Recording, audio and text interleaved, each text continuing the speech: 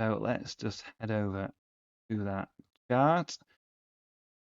So hopefully you can see that. I know the red is a bit blurry, but I'll just talk through this a little bit. And this is basically about, on the left-hand side, a column of lots of different types of exotic plants. And then we have got a timeline from September all the way through to May or June, all the way through autumn, winter, and spring. And basically it's how to overwinter all these plants.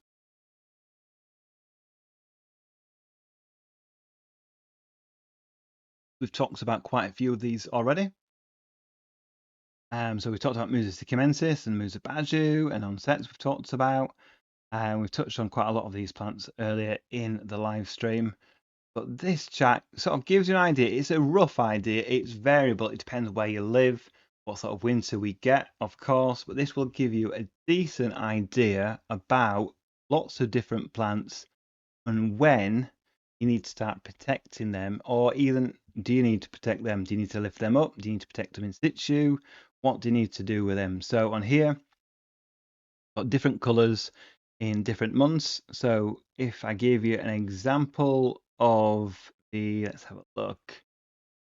If we looking at tender begonias, we talked about the begonia luxurians earlier on, halfway down the list. I've put begonia tender, and I've put for September and early October and mid-October to propagate them. So basically take cuttings from these plants, because if you take cuttings from these plants, then you've got some stock to get through winter in a warm place, and then you can pot them up, grow them on in spring, and have nice plants to plant out or have a nice pot display following year.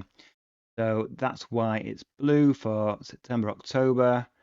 And then the next column, I put red for late October. So this is the latest really for tender plants. You want to be digging them up and bring them indoors and keeping them frost free if you didn't take cuttings.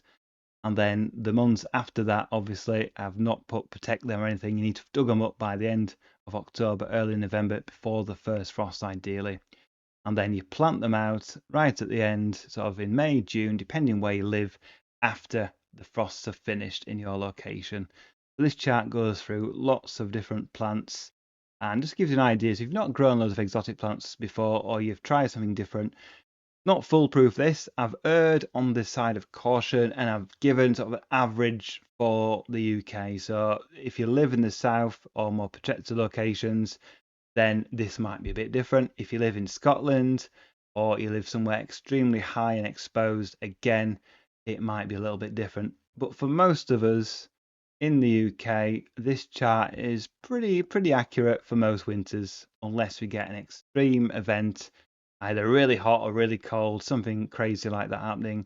This is a good solid base to think about when to protect plants either in situ or dig them up or whatever, and then when to uncover them in spring. So I'll leave that on the screen a few more seconds. If you've got any questions about this, you can ask them as well.